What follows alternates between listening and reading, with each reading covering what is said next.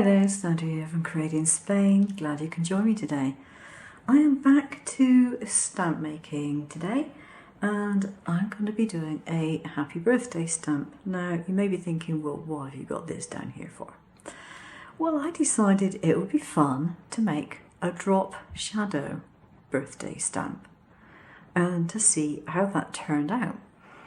Now, because this is a relatively fine text and this is quite chunky, I wasn't entirely convinced I would need the same curing times. So I have split it into two different stamps that I'm going to make, rather than making it all in one go, which I could have done, but I'd rather not take the risk. So I'm going to start off with the background one, which is the shadow. And I've got it printed, it's laser printed on tracing paper, and I'm going to put a piece of clear cellophane over the top of that, and I'm just going to stick that down onto my glass plate with a piece of washi tape. Well, two pieces actually, if you're being really pedantic.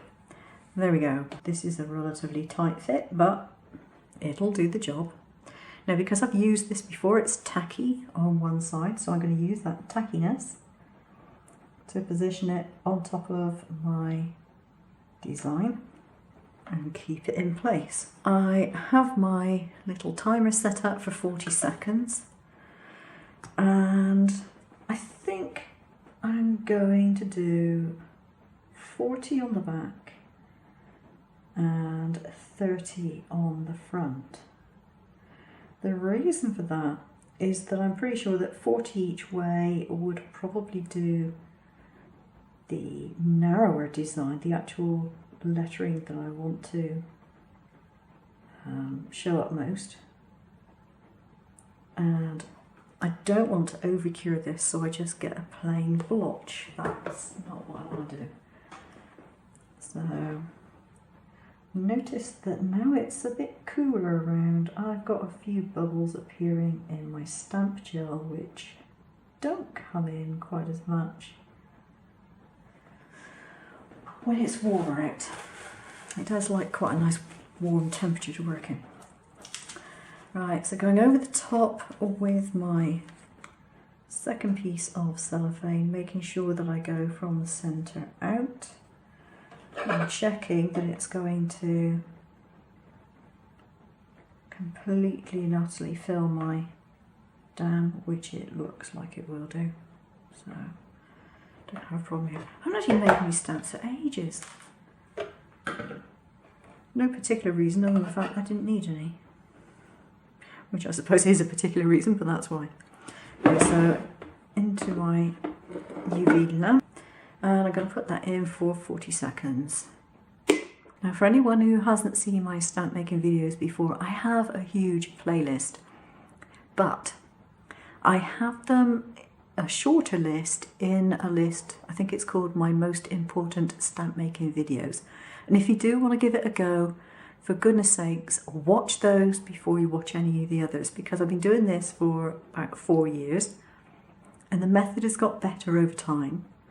Technique has changed and the equipment has changed a little bit, so watch the most recent ones before you watch old ones, please. Okay, that's the 40 seconds done.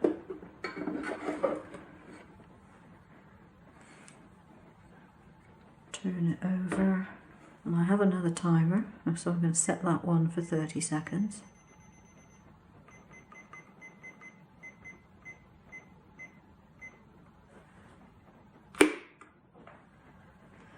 And then hopefully that will do for that particular stamp. Now, I keep a book where I write down all my various stamp times. So for example, this one took 40 seconds and 1 minute 30. That one was only 40 plus 40 because it has quite clear lines. These are very, very fine lines, those are thicker. And that's the sort of thickness that the main lettering is going to be done in. Okay, that's gone.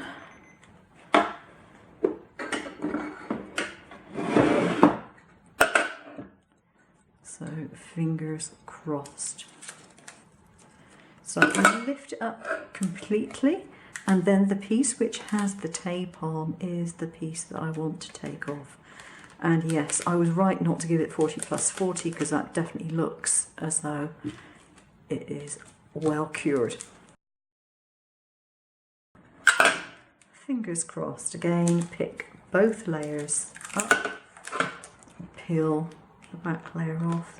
Oh, perfect. That's brilliant, I can see that already. So I'm going to clean this one off and then I'll come back and show you how to finish that. I just washed that one off, giving it a good scrub, and it's fine. And here I have my 2 stamps. They're not quite finished yet. What I need to do is put them into this tray of water, just so that they are covered, like that. There we go.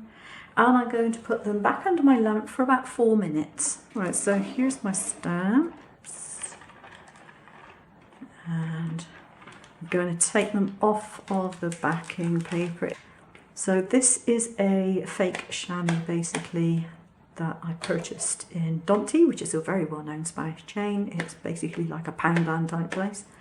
And I've got lots of this stuff, but I cut it into small pieces and then use it for various things, because it doesn't leave any lint anywhere, but it will dry things. That's what I need it to do. Take a pair of scissors, and if you want to, you can just leave it in its oblong, or you can do what I do, and I cut it down pretty close to the letter. And the reason I do that is because I figure the less extra stamp material you have around it, the less chance there is that I'm going to mess up the stamping when I do it. So there we are, that's one. Those bits do have to be thrown away. I'm afraid you can't reuse the gel. Once it's set, that's that. Just going to get some of my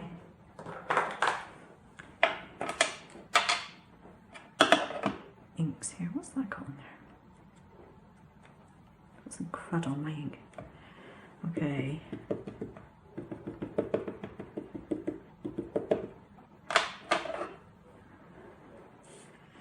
So this, remember, is my background layer. And it's not come out very clear, partly I think because I actually added some colouring to my pear tart because it was getting really dry, and partly because my stamp is probably just a bit wet still.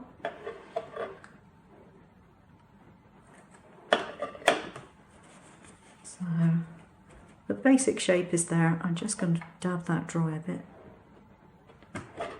And now I want to put on the darker colour.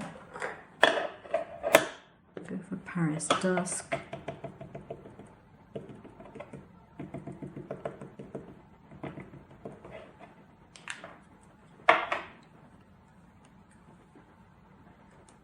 And then you want to place this at the top left, in this particular case, the top left. Like so. And there we get it, you see. You get your birthday with its shadow. Now, it's quite an interesting thing to do because with this lettering, it would be very difficult to do a shadow that stood out at all because it's relatively fine. But because it has more width in the back image than it does in the front, you do get a pretty good result. So yeah, I'm quite pleased with that. So there we go, that's how you make a drop shadow stamp for your birthday cards. Take care now, see you again soon. Bye bye.